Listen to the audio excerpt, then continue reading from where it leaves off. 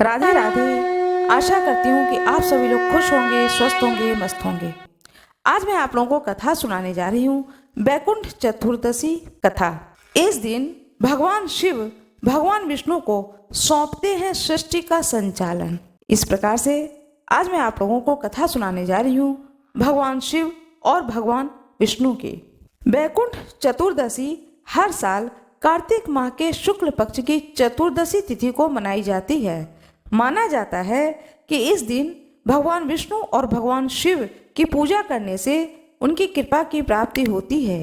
एक अन्य मान्यता के अनुसार भगवान विष्णु चातुर्मास आषाढ़ शुक्ल एकादशी से आरंभ होकर के कार्तिक शुक्ल पक्ष एकादशी तक सृष्टि का संपूर्ण कार्यभार भगवान शिव को देकर के विश्राम करते हैं।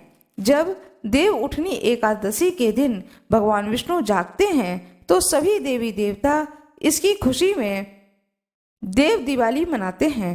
भगवान शिव बैकुंठ चतुर्दशी के दिन ही भगवान विष्णु को सृष्टि का सारा कामकाज दोबारा सौंप देते हैं। ऐसी मान्यता है कि इस दिन बैकुंठ लोक के द्वार खुले रहते हैं। जो भी विधि विधान से इस दिन व्रत और पूजा करता है वो मृत्यु के बाद भगवान विष्णु के पास बैकुंठ लोक में निवास करता है। सनातन धर्म में बैकुंठ चतुर्दशी का खास महत्व है। मान्यता यह है कि जो भी बैकुंठ के दिन विधि विधान से पूजा अर्चना करता है उसे भगवान विष्णु और भगवान शिव की विशेष कृपा की प्राप्ति होती है। भगवान विष्णु जब देव उठनी एकादशी पर जागते हैं तो वे भगवान शिव की भक्ति में लग जाते हैं। मान्यता है कि बैकुंठ चतुर्दशी के दिन भगवान विष्णु और शिव एक ही रूप में होते हैं। मान्यता है कि कार्तिक मास के शुक्ल पक्ष की चतुर्दशी तिथि को जो कोई भी बैकुंठ चतुर्दशी का व्रत रखता है उसके लिए स्वर्ग के द्वार खुल जाते हैं। बैकुंठ चतुर्दशी की पौराणिक कथाएं आप लोगों को सुनाने जा रही हूँ। बैकुंठ चतुर्थी की पुराणों में प्रमुख रूप से ये 3 कथाएं मिलती हैं जिनके बारे में कहा जाता है कि इन्हें बैकुंठ चतुर्दशी के दिन पढ़ने से या सुनने से अथवा सुनाने से, इन तीनों कथाओं को पढ़ने से 14,000 पाप कर्मों का दोष मिट जाता है। आइए सुनते हैं देव दीपावली की इन प्रमुख कथाओं को। कथा नंबर 1।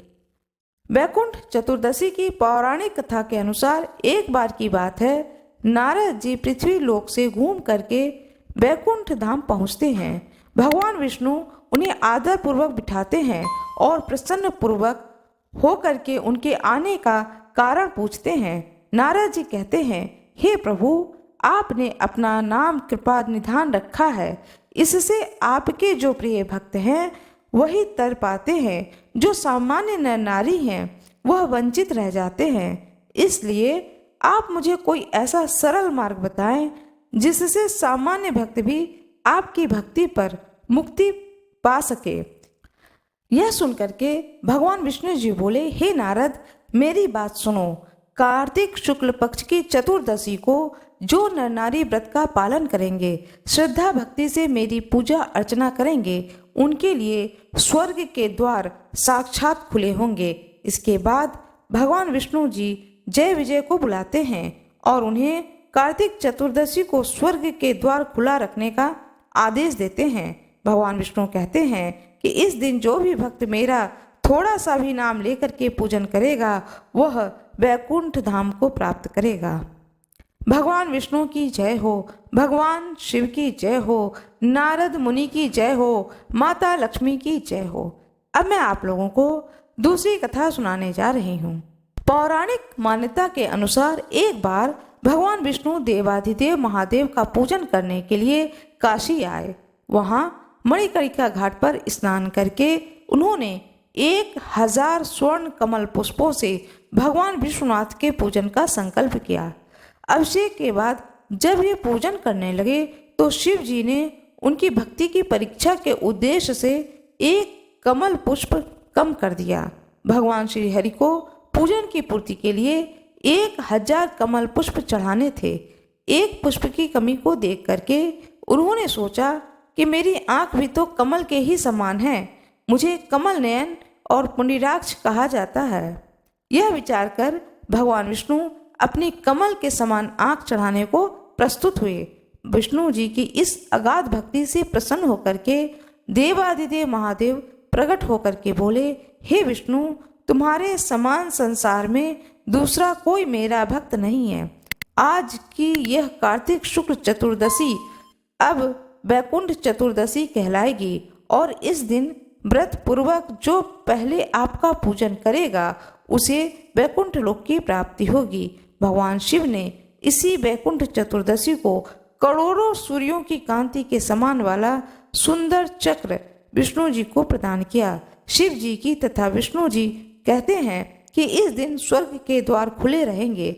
मृत्यु लोक में रहने वाला कोई भी व्यक्ति इस व्रत को करता है तो वह अपना स्थान वैकुंठ धाम में सुनिश्चित करता है।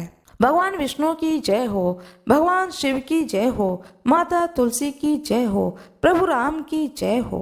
अब मैं आप लोगों को कथा सुनाने जा रही हूँ। कथा नंबर 3। धनेश्वर नामक एक ब्राह्मण था जो बहुत बुरे काम करता था। उसके ऊपर कई पाप थे।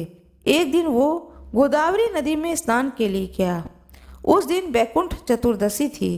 कई भक्तजन उस दिन पूजा अर्चना कर गोदावरी घाट पर आए थे। उस भीड़ में धनेश्वर भी उन सभी के साथ था। इस प्रकार उन श्रद्धालु के स्पर्श के कारण धनेश्वर को भी पुण्य मिला। जब उसकी मृत्यु हो गई तब उसे यमराज लेकर गए और नरक में भेजा। तब भगवान विष्णु ने कहा कि यह तो बहुत ही बड़ा पापी है। इतने पर भी यह वैकुंठ चतुर्दशी के दिन गोदावरी नदी में स्नान किया और श्रद्धालुओं के पुण्य के कारण इसके सभी पाप नष्ट हो गए, इसलिए इसे वैकुंठ धाम मिलेगा। अतः धनेश्वर को वैकुंठ धाम की प्राप्ति हुई। भगवान श्री हरि की जय हो, भगवान विष्णु की जय हो। हे कृपा के सागर प्रभु राम तुम्हारी जय हो, तुलसी माता की जय हो, गंगा माता की जय हो। इस प्रकार से मैंने आप लोगों को 3 कथाएं सुनाई हैं। ये कथाएं आप लोगों को अच्छी लगी हो तो कृपया वीडियो को लाइक करिएगा, चैनल को सब्सक्राइब करिएगा, बेल आइकन अवश्य दबाइएगा। कमेंट बॉक्स में हर हर महादेव, भगवान विष्णु की जय हो अवश्य ही लिखिएगा। आप सभी लोगों का बहुत बहुत धन्यवाद।